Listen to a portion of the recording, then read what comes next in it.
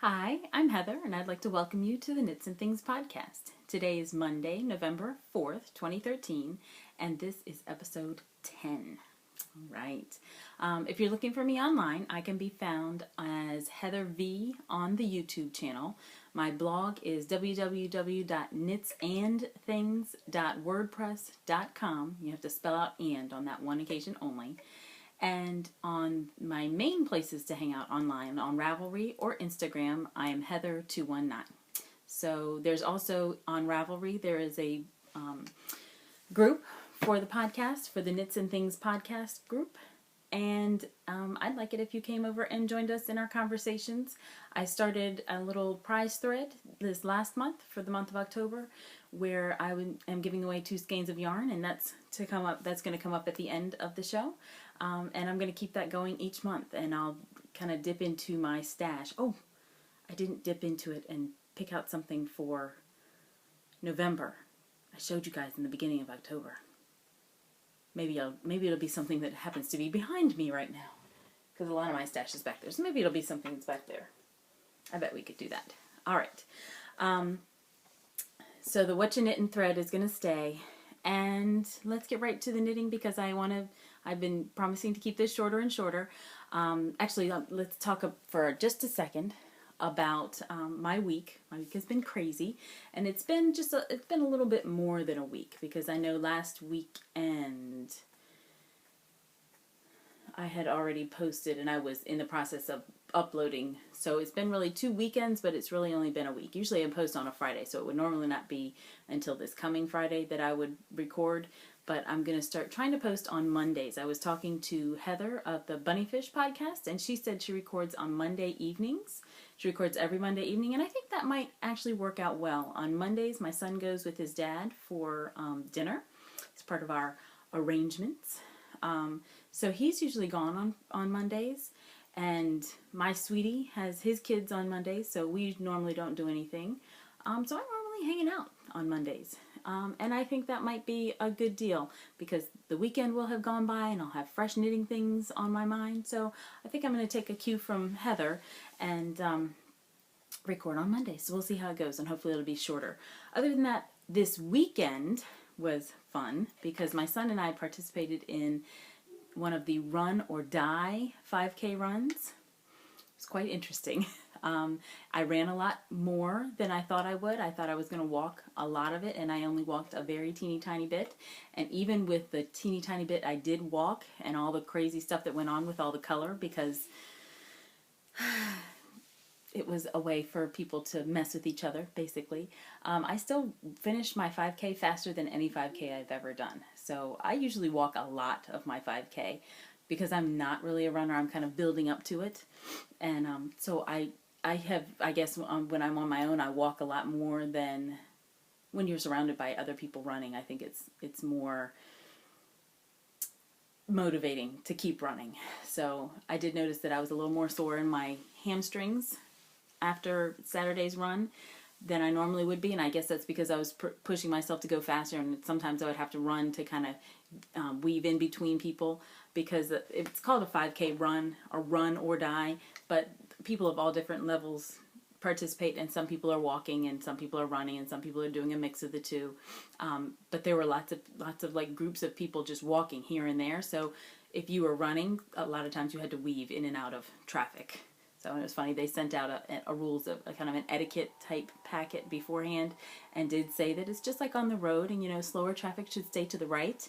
And I said, oh, why people must not have read their packet. They're not staying to the right. We're having to run past people, and we're having to squeeze by over here. When you see people running really fast off to the left, off to the right, and slower people over to the left, and I'm thinking, no, I bet they read their packet, and this is just BC traffic. It's the way people drive on the road. It's the way they're rolling down the path for running. So, but it was fun, and because it was a run or die, it's supposed to be followed. There's an ancient Indian tradition where I think at the beginning of a run or beginning of a festival or whatever, they throw powdered dyes at each other, and that's what this was. It was different colors of powdered dye. Everybody got one packet themselves when they arrived at the race, but you also could purchase extras, and at the very end of the race they were handing them out like water. But as you run through the course in different stations, as you run along, there's a blue station and a pink station and a purple station and a green station and a yellow station. And as you run through, the people that work the race are there kind of tossing dye at the runners, so that by the time you're done, you're covered in dye.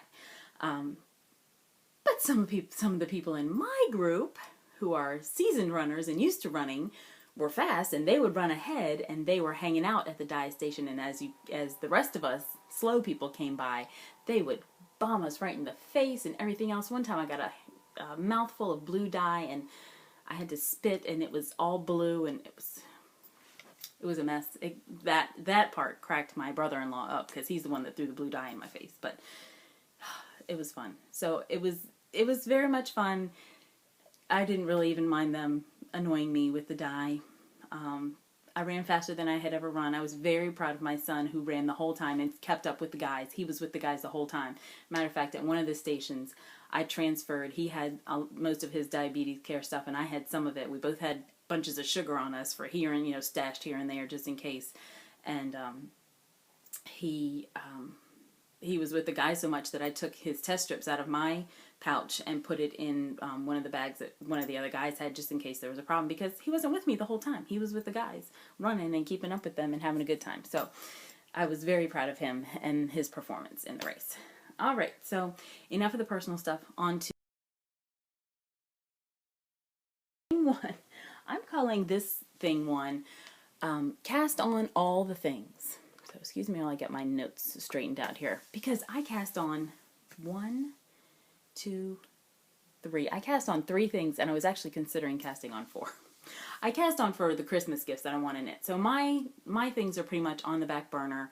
I'm still doing my traveling socks, so there's not going to be a fox in socks, technically, although one of the things that I did cast on is a pair of socks. But I'm still working on the traveling socks, and I'm still working here and there on my sock head hat and my folded, the sleeves for my folded pullover. But other than that, I'm working on the gift knits to get them out of the way, and my things will just have to wait. So let me just jump right in and show you what I've been working on. So I cast on, or I restarted really, the Stitch Surfer socks. And the Stitch Surfer socks are a free pattern by Louise Robert on Knitty.com. I love Knitty for all their free patterns. And this is the sock that has 2 different colors, and it's designed to do as a stripe and a solid, so that you get little waves of color. And I'm forgetting now which side is the front and which side is the instep, but I think it is, I think this is the front, because I surfed left first. I don't remember. I think this is the front. I think. I'm not sure. But either way, you surf, it's doing part on one side, part on the other, and you're doing the opposite in the back. And this is done with, this is actually for, I started it originally as a pair of skew socks, and then I took that out because I wanted to do the Stitch Surfer, and I cast back on again during a knit along with the Knitting Samurai podcast, and I failed miserably. I did not finish it. Matter of fact, when I was casting these on yesterday, I was maybe about here, and I turned on my laptop to watch some podcasts, and I saw there was a new podcast for Knitting Samurai, so I turned that on, and she was picking the prizes for this knit along while I was casting back on for the 3rd time with the yarn. So I didn't like it in the skew. I was worried about the pattern and the way it would fit my sister, because these are going to be for my sister for Christmas. So I had taken that out myself, and then with the first time I started these, I stopped midway through and went before I was really grasping the pattern closely, and I couldn't get started again. I couldn't figure out where I was. I kept knitting and unknitting and knitting and unknitting and reknitting and unknitting.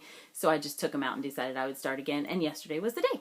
So I started those. Inspiration Dye Works is the self-striping, and the solid purple is Miss Babs colorway. And I don't know that I have, I'll show you that little package in a minute. I don't know that I have the package still that says, yes I do.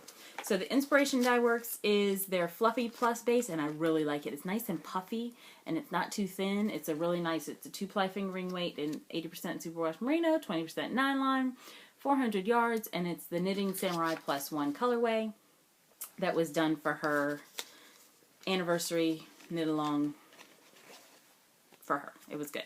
And the Miss Babs is her Yummy base, and it is in the something about space. Yes, Space Truckin' is the purple colorway for Miss Babs. So this is the sock. So there's the Miss Babs Space Truckin' in the Yummy base, and the self-striping is the Fluffy Plus. And you can really tell, I don't think you can tell in the sock, I don't think it's going to matter there, but you can really tell a difference when you're knitting with the 2 strands of yarn. The Fluffy Plus is very nice and fluffy. It's really a little bit thicker and a little bit puffier. And see, now I'm at a place where there's 2 different purples too, and that's kind of confusing. That's why I have just this one stitch marker at this side to remind me where I need to be and which one should be the main. But I also, when I was cleaning out in my stash the other day, I also came across this bag. I think one of my friends at my old knitting group gave me this bag because I don't remember buying it. Or it might have been a gift with purchase or something at some time. But this actually can fit 3 skeins of yarn inside this. And you have holes where the yarn can come out. So I have each one in its own little case, and it stays in tight because it's got a little plastic divider. Can you see there's a little divider? So there's actually 3 separate sections for 3 different skeins of yarn, and I have in there I have which one is the main color and which one is the contrast color, so that I keep it straight this time and I don't end up re-knitting. It's only so much time till Christmas. I can't re-knit everything. Alright, so that is the Stitch Surfer sock, and that's a lot of fun. I did all of that yesterday. So it was going pretty good, and I've got the pattern down. I've got the flow of it down. I surfed left, and then I stopped and did, there's a straight, you do a couple rows straight, and then now I'm surfing right again, and then you'll do a couple more straight rows, and I think you surf back left again. But somewhere in there's going to be a heel turn, and that kind of makes me nervous. I don't know exactly how that works out. I assume that you just keep surfing until you have to stop. And from what I've seen from Diane from Knittables, she does a ton of them. And I saw one of her socks turned the other way, and you could see, I think the heel flap was done in the self-striping yarn.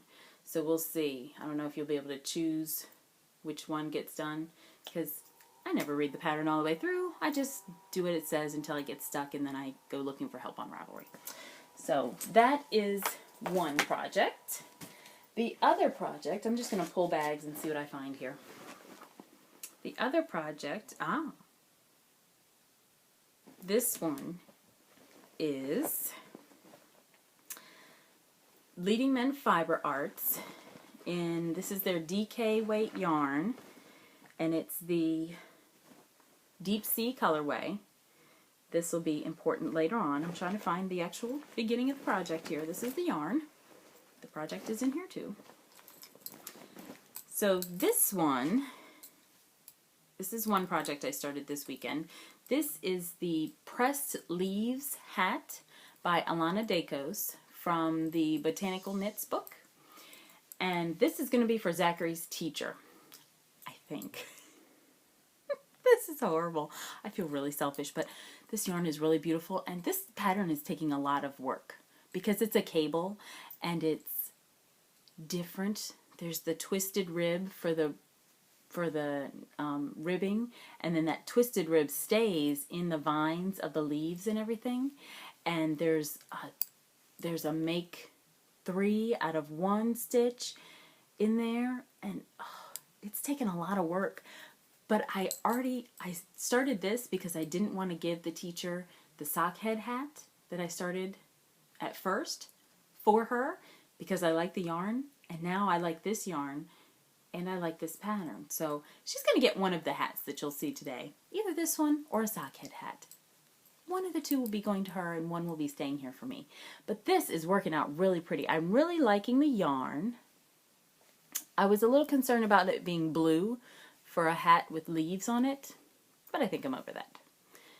Because I think the yarn is very pretty, and there's, if you've seen that pattern, the pattern, I don't have it printed out. It's actually on what you're on. It's on my iPad.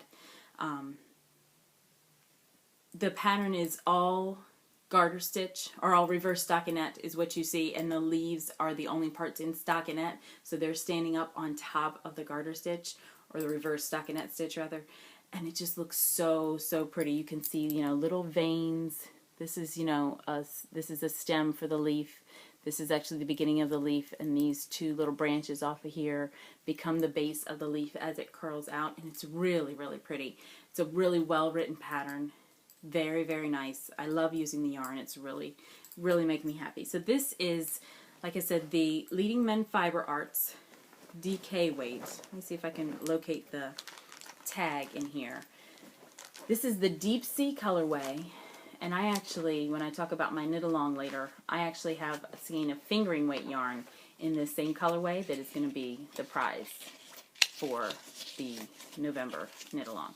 So this is Leading Men Fiber Arts, and they call their DK weight dramaturg, and it's something about like the person that runs around and gets everything, like the errand runner at the theater, is what I heard them say. So that's the DK weight. I really like the yarn. The DK weight, I'm assuming that they get their yarn bases from the same people, but maybe not. The DK weight seems to be knitting up nicer. Not that the worsted weight isn't nice, but when I get to that project, I'll tell you about that as well.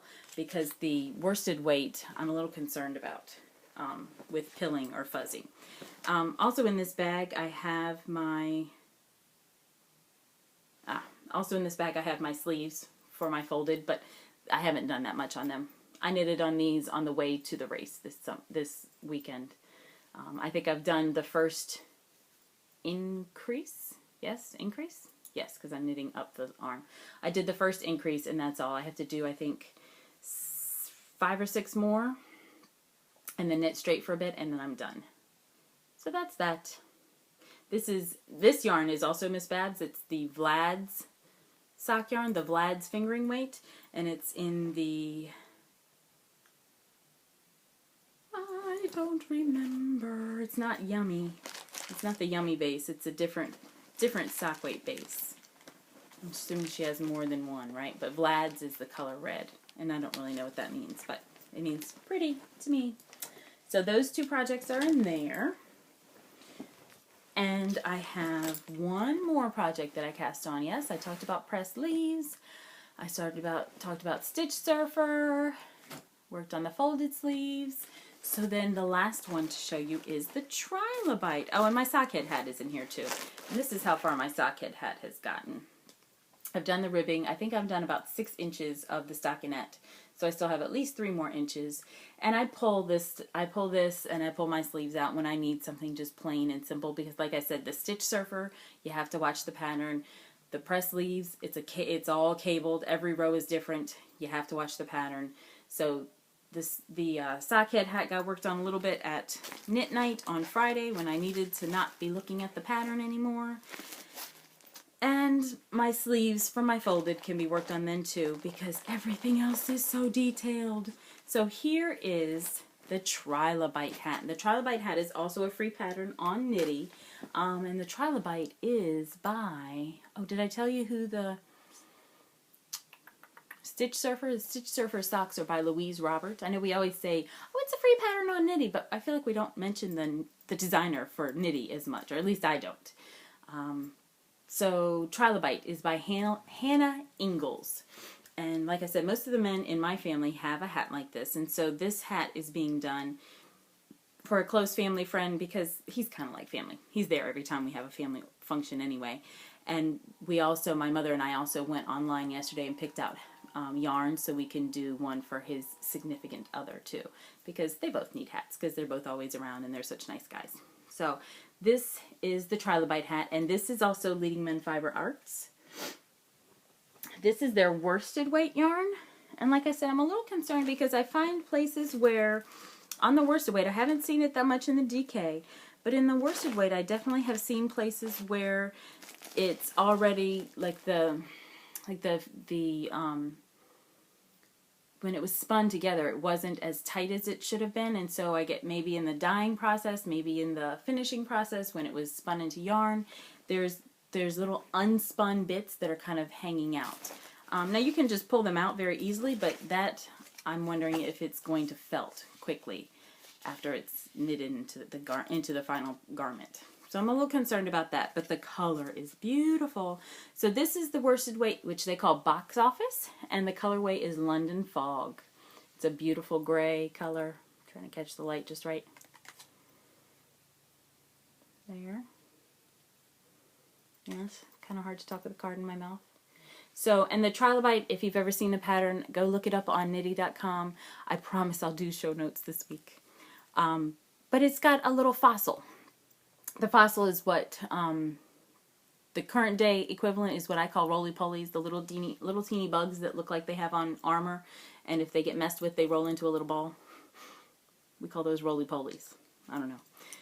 But that's what a Trilobite looks like, except that they were huge. They could be very huge in prehistoric times. My family, we have a couple, I should have brought one up. We have a couple fossils downstairs. My grandmother lived on Lake Champlain in Vermont, and we used to go down in her front yard. Her front yard was the lake, and we used to go down on the beach and look for fossils, and we found a couple big, good sized big rocks that are like this, and where the Trilobite is maybe about that big around. So really good, and really good impressions too, that come out of the shale and everything on the edge of Lake Champlain. So this hat will have 4 Trilobites going across it, 2 on that side and 2 on that side, and I think the pattern is working out really, really nicely in this yarn. Their dye job is just absolutely beautiful. It's really, really pretty. Really, really pretty. So, and you can see down there, I knitted flat a couple rows because I couldn't get the yarn. The yarn is so springy, I couldn't get the yarn to cooperate with me. I have such a short needle for doing magic loop that I couldn't get the yarn to cooperate with me and keep it flat. I actually cast this on about 3 times because the yarn kept twisting and I would have a Mobius when I was done. So I knitted flat a couple rows without thinking that if I'm doing the twisted rib, it's not going to work if you're knitting back and forth and back and forth. So the first couple rows look a little wonky, but I'm hoping nobody notices. So that's my knitting for this time. All together, 1 sock and the rest of the hats and everything. So I have one more hat that I need to cast on for Christmas, which is a hat for my son. He's requested an ear flap hat. An ear flap hat with a mohawk, with a multicolored mohawk. He actually wants the hat, oh, it's right here. He wants the hat to be navy blue, and he wants this as his mohawk. This is the darker of the two. I have this Biker Chick in this lighter colorway. I also have it in a darker colorway, and this is what the darker, or the Biker Chick is going to be his mohawk spikes, and the blue is going to be the main body of the yarn. So that's what he's asked for Christmas. So this and his cruise for Christmas is probably going to be about it. So that's one more hat that I have to cast on. But that in thing two, I spun lots of singles was the goal for Spinzilla, and so I applied up 2 of my my bobbins. This yarn is a Polworth and silk blend, and I got about 145 yards. I Navajo plied it, so it's a 3-ply. Well, it's 3 plies thick. It's not a true 3-ply, but it has the nice spring of a 3-ply. And I think this will be really pretty. I've been researching what to do with small amounts of a worsted weight yarn like this, and so I think these are going to probably become some fingerless mitts, even if they have to be, just as long as my hand, because I want to use this, and I want to use it for me. So this is the Polworth silk. This is some mystery fiber that I started on a Turkish spindle at first, and I had maybe half of a braid left, and I only got 60 yards. 60 yards of a 3-ply again. But I'm really happy with it, and I really like it. I wish that I had spun the whole thing on my wheel, because I really, really like the variegation, the different tones and different shades in there, and how every once in a while, you know, you get a blue strand here and there, but for the most part it's purple. I really like it. So I wish I had spun more. I'll definitely keep my eye out for this. This braid was a mystery braid. I want to say it was BFL, just straight BFL, but I'm not positive. But this one was, overall it was purple, and it had just splotches of color. Like in the braid here, there might have been this little patch right here that was blue, this little patch over here that was pink, maybe another little patch down here that was a purplish color. But the overall color was purple, as if it had been dyed purple on purpose, and then it had other colors just put randomly here and there. So I will definitely keep my eye out for more braids like this, because I really like the effect, the overall effect on the finished yarn. It looks really nice. And both of these were skeins that were fibers that I had good success in, good luck with, to do the long draw. It really worked out well. So I was very happy with those. So that's the only thing for thing 2 this time. And I think that's all for my knitting right now.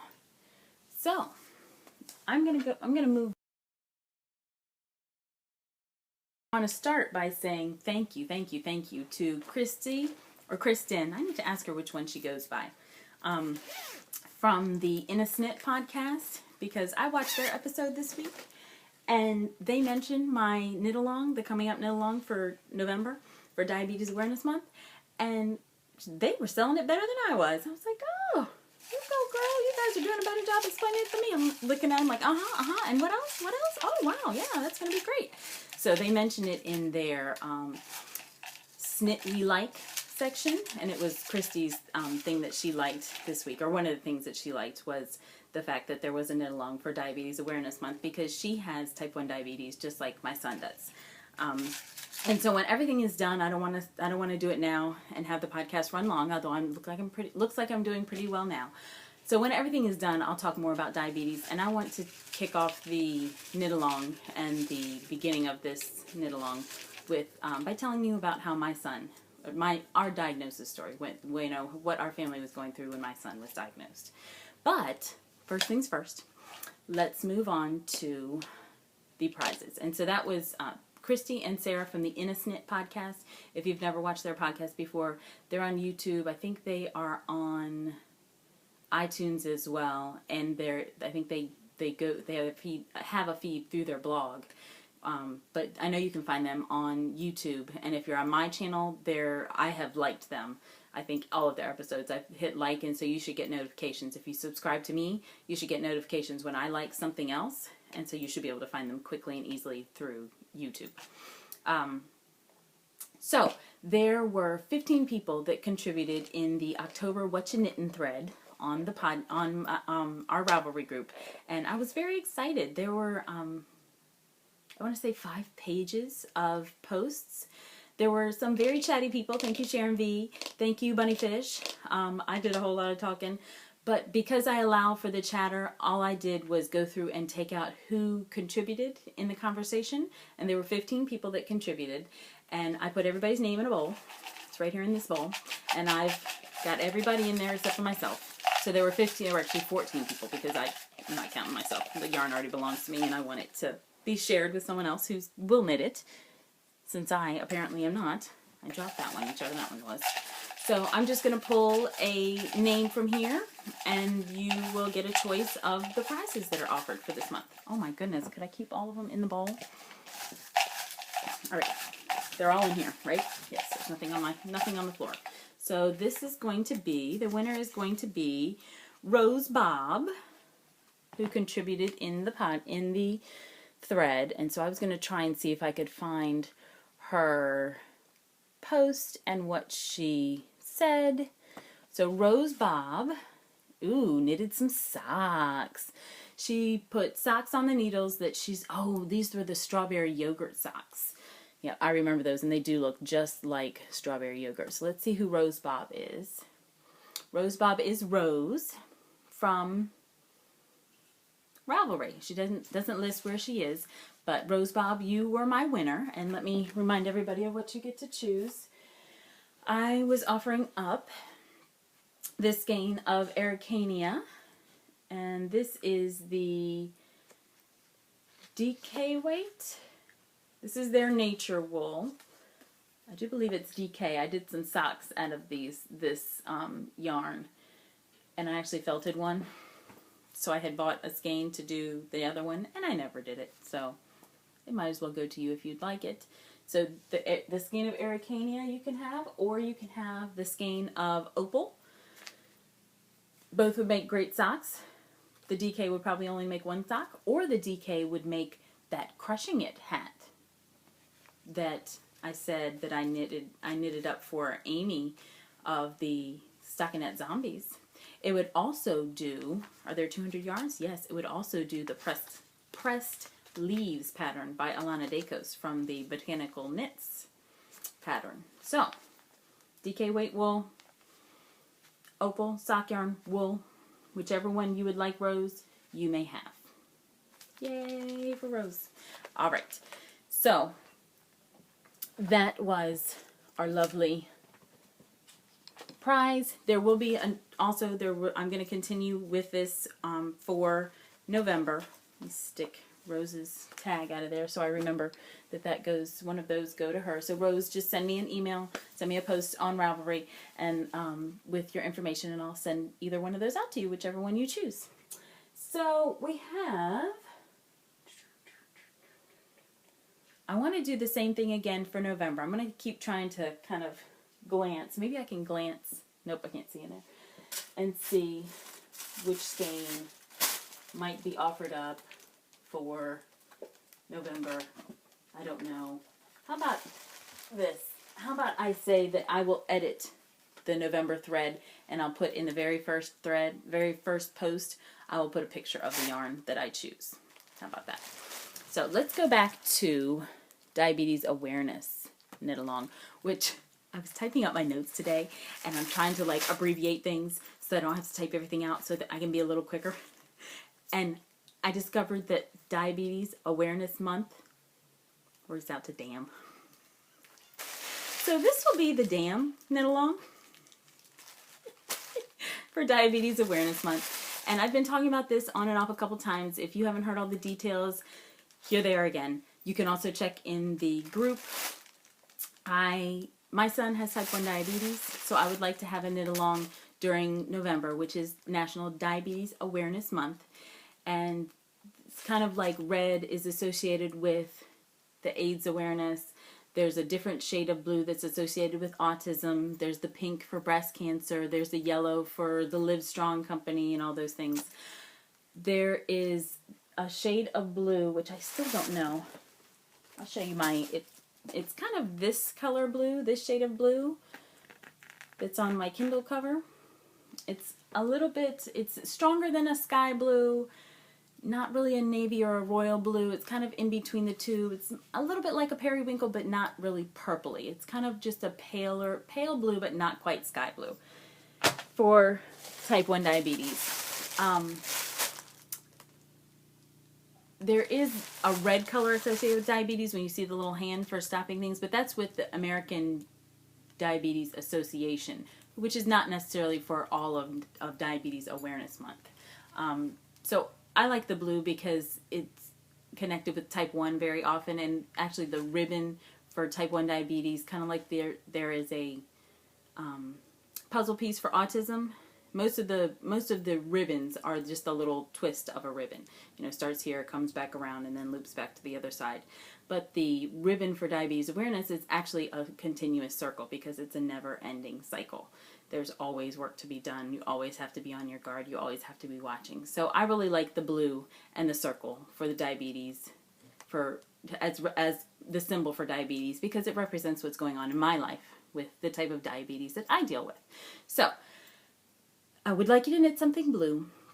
It can be anything. You can double dip, triple dip, quadruple dip into other knit-alongs, whatever happens to be going on. It can be a gift. It can be for yourself. It can be a charity, whatever. And it doesn't even have to just be knitting. It can be spinning, it can be crochet, it can be quilting, it can be any kind of craft that you would like to post. I would like it to be something that you're actively working on for the month, and I would like it to be mainly blue, which kind of opens the door up for the other end of the knit along, of the participation, where you get to have a conversation with somebody about diabetes. So the idea is you're working on this blue thing, somebody comments on it, and it opens the door for you to have a conversation. Not to educate anybody, not that you need to know a ton about it before you have this conversation, but just have an open conversation. I'm knitting this, or I'm working on this for this knit along with this girl on Ravelry who has a son with type 1 diabetes. Do you know anybody with type 1 diabetes? Do you know anybody with diabetes? Did you know there were different types of diabetes? Just have the conversation. And then there's a couple ways that you can be entered. You can have an entry for working on a project. You get an entry for each meaningful conversation that you start up and post into the group and say, hey, this is what happened to me today. This is the conversation I had today. Guess what we talked about today at lunch or at knit group or at, after my meeting. And then you will get another post for finishing a project. So, working on a project, having conversations, finishing a project. And that's pretty much all there is to it. Come over to the group. There are threads for that. For this thread, for this knit along, I would like it to be the prize thread in one place and the chatter in another. So I have one place to chatter and one place to post for the entries, so that we can do a random number generator, because I'm hoping and anticipating that there'll be a lot of people participating. If not, I'll do a random number generator for 8 posts. No big deal. Whatever. And then there will be prizes. I have a skein of, guess what? Leading Men Fiber Arts. They have a really good price, and they have a really nice product, and they have great colors. So I really spent a lot of money on their website lately, because it seems like a nice product and very accessible, very easily attained, and I think it's a great product. So I have a skein of Leading Men Fiber Arts, again in the Deep Sea colorway, but this is their Showstopper base. This is their fingering weight yarn, and it is 75% superwash merino and 25% nylon, and it is very squishy. I think it's really nice, and this Deep Sea colorway has a lot more of the light and dark to it. The one that I'm knitting the hat out of has very little, if any, of this dark blue. I've seen little flecks here and there, but there's a lot of dark blue on this one, and then there's patches that are very light. So I think this would make some pretty neat looking socks. It would make a great looking cowl or something to go around your neck. So this is what I would like to offer up as the prize. If anybody else out there would like to contribute a prize as well, I'd be more than willing to accept some, but this will be the prize for the end of the month. So posts will be accepted all the way up through the 30th of November. Post away. Learn away. Talk away. Knit away. Whatever you'd like to do. All right. So that is for the knit along. You're going to post in the group. And I think we've come to the end of the show, which means I said I would tell you about my son's story. So let me have another sip. I'm actually getting a little bit of a cold, so this is actually not just water, it's Alka-Seltzer. So, my guy. Zachary is 11. He has a February birthday. He had diabetes on his 8th birthday, and we did not know.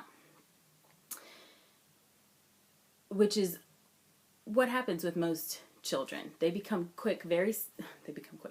ill very quickly, become sick very quickly, and once the families go back and look, you think, oh my goodness, yes, I should have known. We were very lucky. I have my ex-husband's brother-in-law.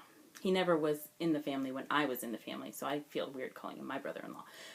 But we have, he's actually a pediatric anesthesiologist. He works at a children's hospital. He does the anesthesia with children, for children. So he works with children in a medical capacity, and he was the one that told us, without telling us, your kid is sick. he said, you need to go get that checked out. We had talked back and forth with him, and I guess, different things are said in conversations with families on the phone each week when you check in with each other. Zachary's having, and he would probably die if I told you this, Zachary's having a lot of problems. He's been wetting the bed a lot, almost every night. No matter what we do, he wets the bed. And it had been going on, not every night, but most nights for maybe a week and a half, going on 2 weeks. Before that, he was kind of lethargic. He just kind of sat around. For my son is a very active boy. He's not quite hyperactive, but he's close. And he had been very calm just before his diagnosis. And I thought, he's maturing, he's growing up. He had been getting in trouble at school a lot for being busy and not being on task and things like that. And so he was calming down, and I thought that, like, the talks and the conversations and everything that the teachers and his dad and I were having with him, saying, look, dude, you've got to settle down. You've got to do your work. You've got to get on it. You can't be bopping all around the classroom. You got to do this. You got to do that. I thought all that was setting in. So he was a little, he had a lack of energy, the wetting the bed thing. And I brushed it off as little boys wet the beds every once in a while. They grow faster than their bladder sometimes, and they wet the bed. That's what little boys do. But when I look back on it, it was a little more frequent than it needed to be. And I had been saying, oh, we'll wait. If I tell his dad he needs to go to the doctor, he's going to say, what are you doing? There's nothing to be worried about. You're always calling doctors. You always think you have to go see people. So I actually had held off and said, no, I'm not gonna make a big deal out of it. But then one night when he came to drop him off at the house, he said, John says we should take him to the doctor. Well, why? It's just going to be a bladder thing. There's not really a reason for that. But a couple of things triggered us. He also was very thirsty. He and his dad had been on a ski trip the weekend before, and how the boy, if he's wet in the bed every night and goes to the bathroom, has an accident in bed, by the time he goes to bed at 8:30, and by the time I check on him again at 11, he's already had an accident. How does a little boy stay out on the ski slopes all afternoon and not have an accident? And he even said that his dad wouldn't give him anything to drink while they were on the ski trip. And when he came back, I was out at knitting or something that day. So I wasn't home when they got back to the house. But when they got back to the house, I guess Zachary complained about being thirsty. My mom gave him a drink, and he drank a quart of water. Like that. He drank one, asked for another, drank another, asked for another, drank another, and said that he was really thirsty because his dad hadn't given him anything to drink on the ski slopes. So there was another sign. So Doug drops him off one night and says, yeah, John says we should take him to the doctor. I'm like, well, if you want to take him to the doctor, then you have to take him. So I let my ex take him to the doctor, and I got a call that afternoon at school from my mother that said, your son has diabetes. And I thought, what in the world? Holy moly, what are you talking about? So that was on a Thursday. The next day I took the afternoon off, and went with my ex and my son to the pediatrician, and she came back and said, yes, because of his the glucose levels in his urine, we think he has diabetes. Here's a prescription for a glucometer. Go to the pharmacy, get this glucometer, watch his blood sugar over the weekend. If it goes over 200, take him to the emergency room.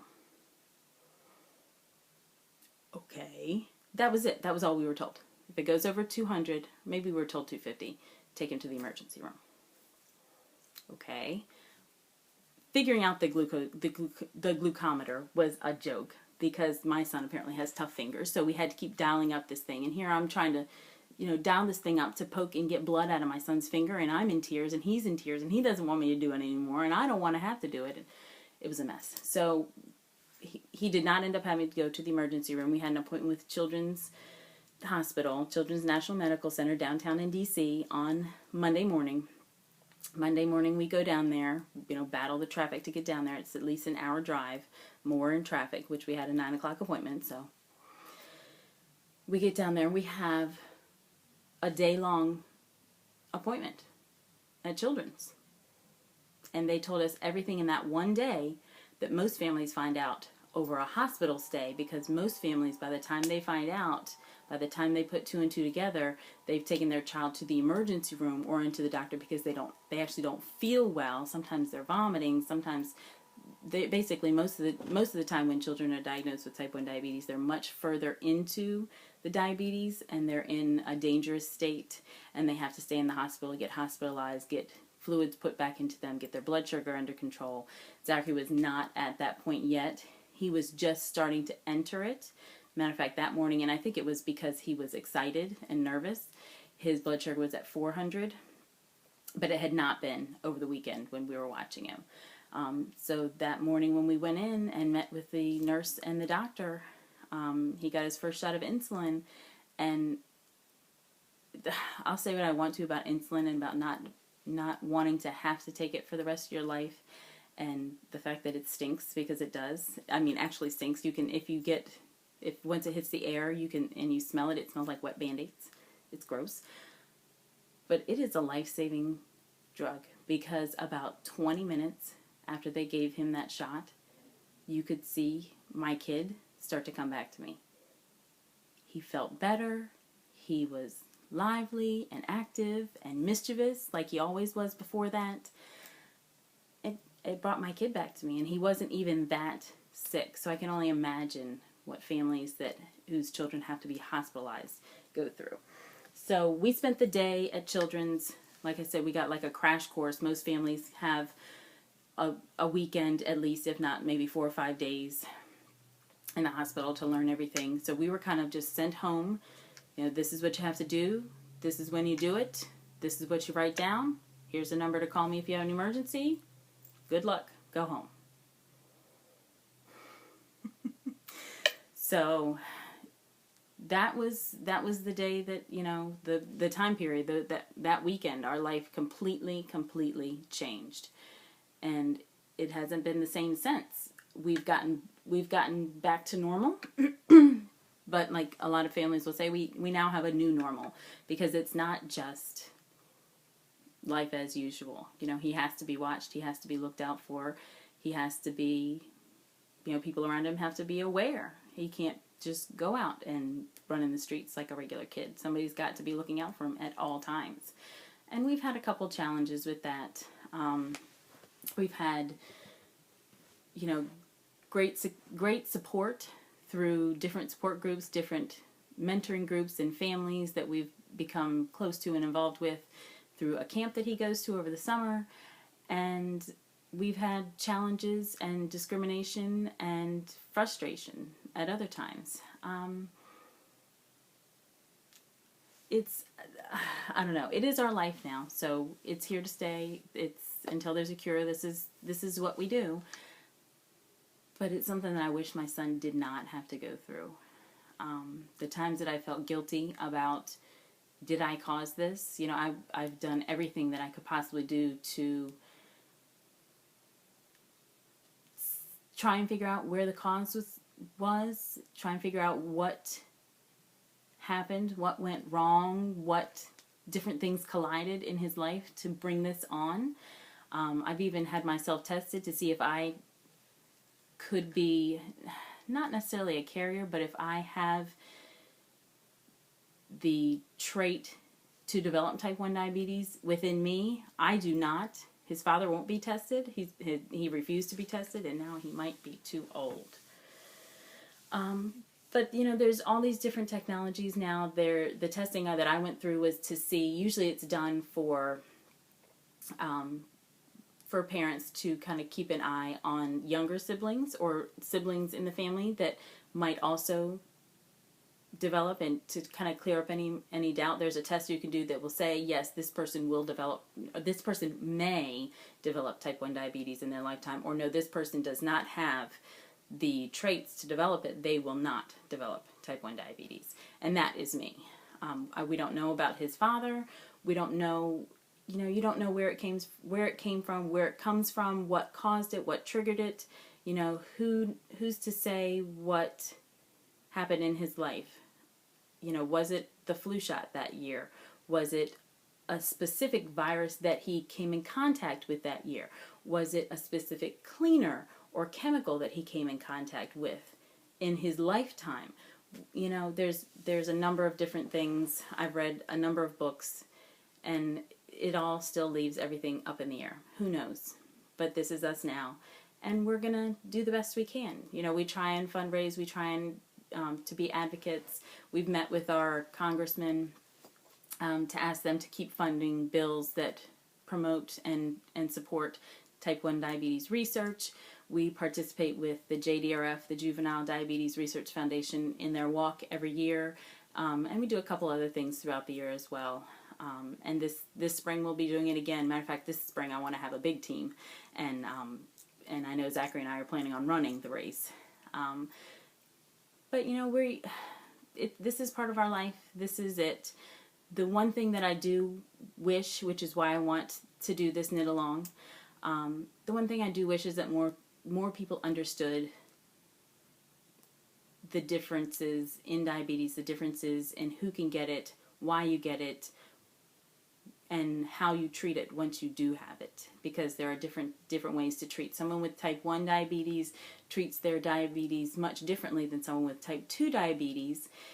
And even people with type 1 diabetes can treat their diabetes much differently than somebody else with type 1. And definitely in type 2. The medication you take may be different than the medication your Aunt Sally takes. And the medicine Aunt Sally takes may be different from the medicine that Uncle Bob takes. So it's all very different, and I wish there was more understanding, but there's so much to learn and so much to be learned about diabetes that I don't think you can know everything. So that's why I wanted to do this knit along and just have it be a diabetes awareness knit along, and just to spread the word and get some good conversations going out there, and just to allow people to ask questions and have an open conversation and talk and learn. So, off my soapbox now. I'm done rambling. Until next time, I hope your knitting makes you happy.